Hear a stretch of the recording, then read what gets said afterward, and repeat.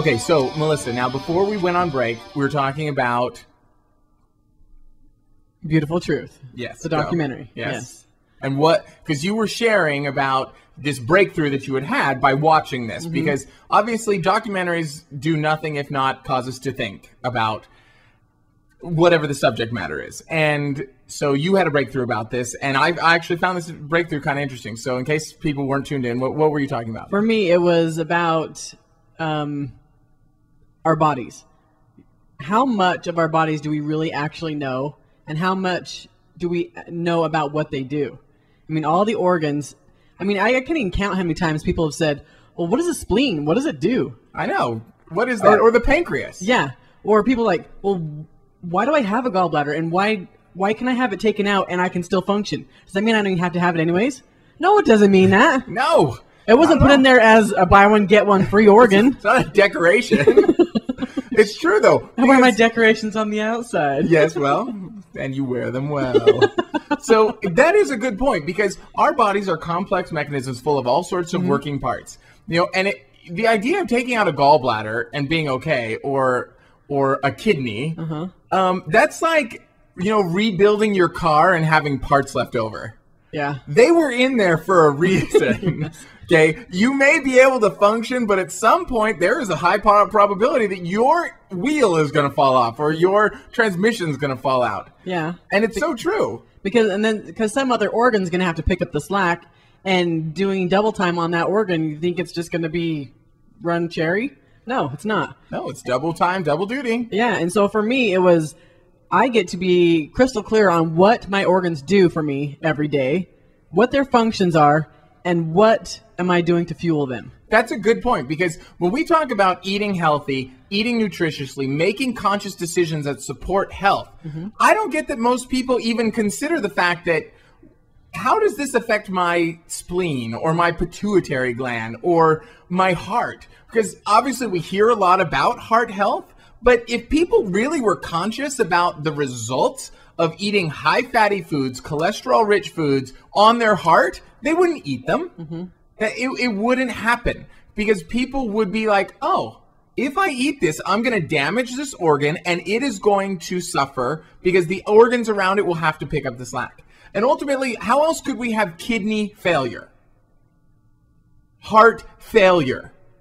I mean, that's feedback. Failure is never a good thing. Okay, that's not, oh yeah, you failed. It's okay. It's okay. There's always next semester. Yeah, your heart can just retake that test. It'll be okay. No, you're dead. The next test is some other life experience. I wonder what this life would look like, what this whole world would look like if there was instant reaction to what we put into our body. Oh, that'd be so awesome. A donut? Yeah. You think that the other guy would be like, Exactly. When I saw someone pick up that Twinkie and their head explode, I'm going to think twice about eating that Twinkie. Yeah. Because do I want that Twinkie to be the last thing I ever taste? Yes. Do they even have taste? Because it's outrageous. It is outrageous. The taste of sweet results. Yes. Yes.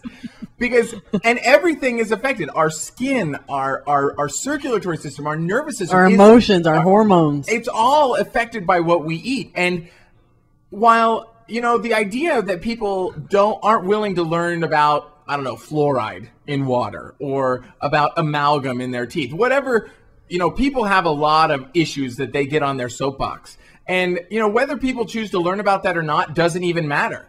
Because all that matters is that we choose to be conscious about what we are putting in our mouth. And I choose to eat this tomato because it has beta-carotene. Beta-carotene does this for me. Or I choose to eat these leafy greens because they have omegas or whatever it is. If I'm making a conscious choice to eat that thing to serve a particular aspect of my body, I'm going to be way, way far ahead on the nutrition and health battlefront. For sure. Than if I just randomly am just picking things up and eating it. I mean, I might as well eat paint chips for all that matter. I thought you did at one point. Well, that explains much of my youth's grades, but I have woken up. And so the real question is, are we willing, like you said, about getting conscious about what we're eating, making conscious decisions every moment to support this vehicle that carries us around all day? Because I'll be honest, when I eat well, healthy, natural, raw, organic, living foods, I feel great. Yes. And that can't be by accident. No, and if this purpose of this life is to have joy, how much joy is it possible for us to have when we're driving this crap hole of a car? Yeah. If we're tired, we're ornery, we're exhausted, and just it's just not even fun. That is so true. I mean, if you got to pick one car to drive the rest of your life, would you pick a friggin' 1978 Pinto?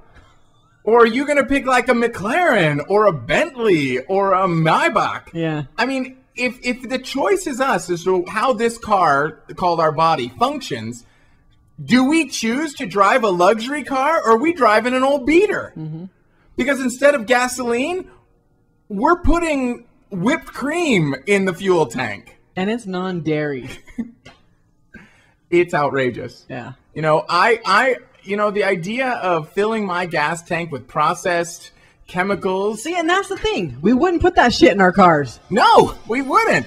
I mean, unless it was like a Back to the Future car where it had like Mr. Fusion on the back and you could put orange peels. And even Mr. Fusion pretty much ate organic foods. Yeah. So, all right, well, we got to take a break. We'll be back after this. More Talk is Cheap when we come back.